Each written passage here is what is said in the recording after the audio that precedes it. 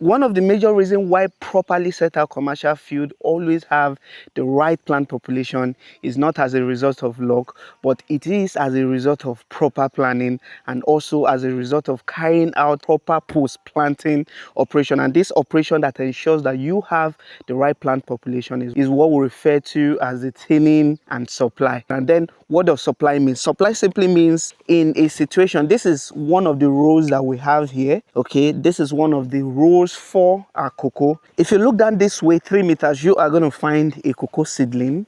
All right, and if you look down this way 3 meters, you are also going to be finding a cocoa seedling. So let us return back to the row that we're in, and if you look down straight to the end of the field, you are at every 3 meter interval, you are going to be finding a cocoa seedling. So this is what we have here. This is a cocoa seedling, as you can see, and if I walk 3 meters down, I am going to be meeting another cocoa seedling.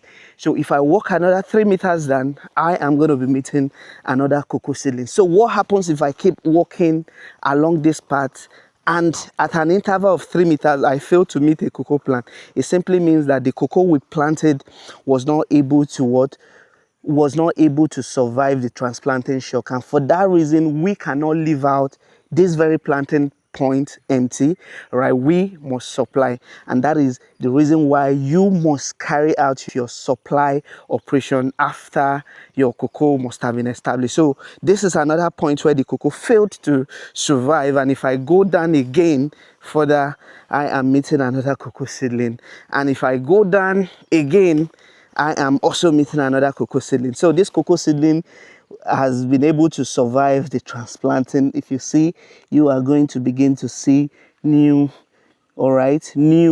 leaves trying to develop, a new node developing new stems. Okay, so this has successfully survived the transplanting. And if I go down 3 meters again, I am supposed to also meet another cocoa seedling. So for every 3 meter we walk along this row, if we fail to meet a cocoa seedling, then that means we have to replace that cocoa seedling by supplying with another cocoa seedling. And that is the operation we are currently carrying out on this field. So pay attention. All right, we are currently carrying out that operation on this field. Let me show you. This is the ones we are supplying with.